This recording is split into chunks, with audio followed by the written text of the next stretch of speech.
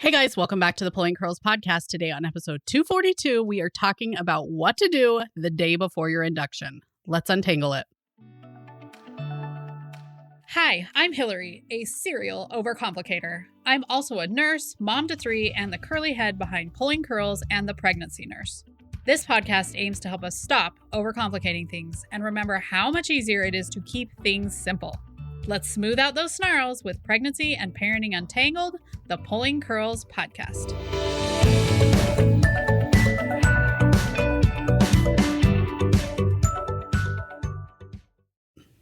This episode of the Pulling Curls podcast is sponsored by the online prenatal class for couples. If you are planning on an induction, you extra special need a prenatal class. And this one only takes 3 hours. It's available 24/7, and it turns your partner into a teammate rather than just a cheerleader. I know you guys want to have a great birth, so come see me inside there. Okay, before your induction, the first thing to do is to pack your bag. Now, I have a hospital packing list. You can look for it on my website. I'll put a link in the show notes. But when you're going for an induction, because it could be a little bit longer, we'll talk more about that. It's important that you bring some things to fill the time. I got induced on my last baby. We had movies, we had cards. I had downloaded apps specifically to just futz around on my phone during the induction because it's just a lot of hurry up and wait. When you get there, you're going to be busy. And then, the nurse is going to give you the medicine, and then it's just going to be like hang out and wait. So if you're hanging out, waiting, hating life, hating what's going on, that's not going to help you relax. But if you're just enjoying things, I love it when couples bring cards. I think that's so fun for them to do together. They can do that and watch a video.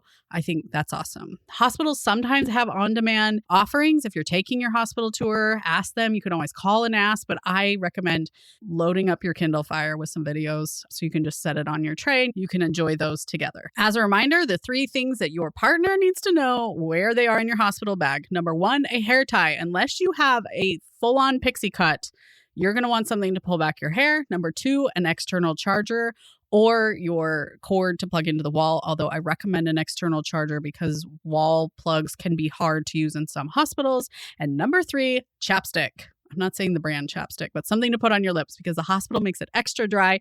You're definitely going to want all of those things. And I recommend that you have them on an outside pocket that your partner knows where they are so they can grab them when you want them, because I've seen some pretty ugly looks when they can't find the hair tie. Okay, second is to sleep.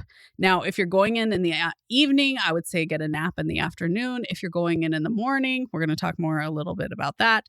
Try and get some rest the night before. In fact, I don't think it's horrible to ask your provider if there's something really light that you could take for sleep the night before. I know a lot of people, the anxiety of going in for induction makes it so they can't sleep. Now, first off, I would recommend taking a birth class so that you're not as anxious about your upcoming birth.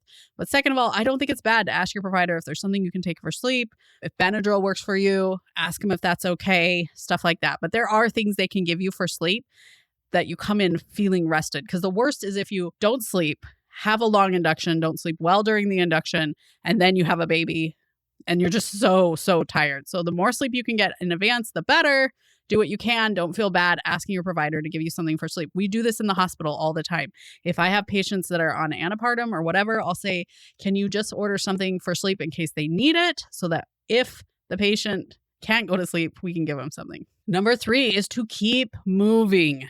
I think you might just want to sit on the couch and watch TV, but I would recommend getting some walks in, doing some squats. Huge fan of squats lately. Getting your Kaylee Cohen on, where she's coming on the podcast and we're going to talk about exercise during pregnancy. So stay tuned for that one. But make sure that you're still moving and you're trying to give baby their best way into your pelvis as possible. If you just want to watch some TV, grab that birthing ball or the yoga ball and do some sexy hip circles on it.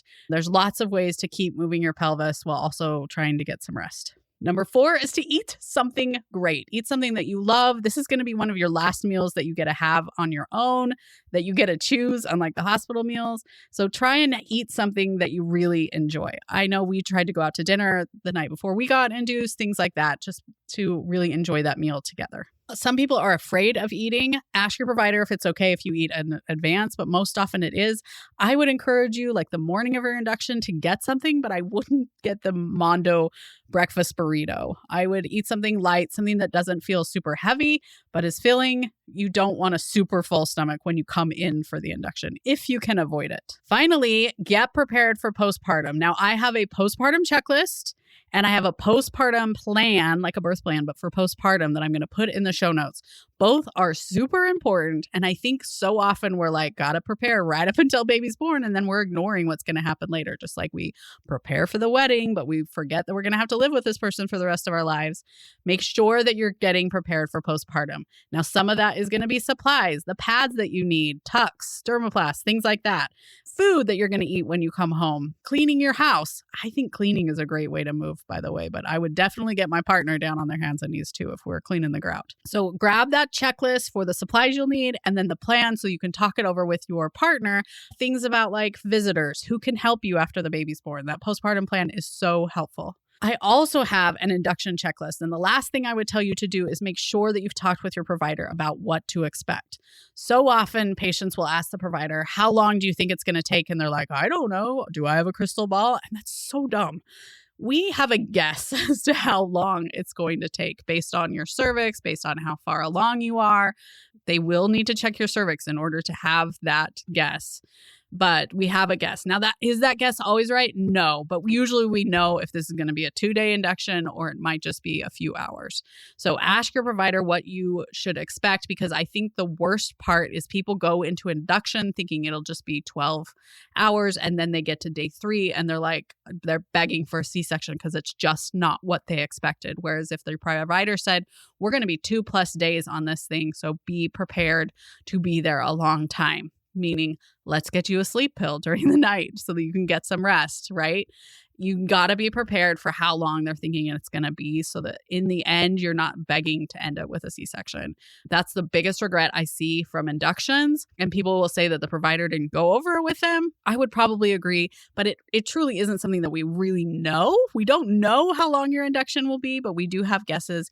And so when you use the right language, you can usually assess that with your provider so that you just know what to expect as you go in. If you are having induction, I want to promise you that an induction can still be amazing. I got to say, I cried for like the day before mine, and I wish I hadn't. The induction ended up being really fast and easy, and I avoided everything every step of the way, and I wish I hadn't. I wish I had just given into it, had the induction. I probably would have had the baby within like 4 hours if I had let him bring my water. So inductions can be really great. Don't be so scared of an induction. There's so many people online who make you scared of an induction, but at the same point, there's so many people who loved their induction, would do it again, and really enjoyed the fact that they could schedule it or that the baby got out healthy and mom was healthy as well. If you're planning on an induction, come find us over on Instagram where we can start the chat about inductions and what you are doing to get prepared. Stay tuned. Next week, we are talking about when you are too tied to routines. Hello, Hilary. This one's about me. And the one after that, I'm having Dr. Nicole Rankins come on, and she's talking about the birth plan that you need. So stay tuned. Thanks for joining us on the Pulling Curls podcast today. If you liked today's episode, please consider reviewing, sharing, subscribing. It really helps our podcast grow. Thank you.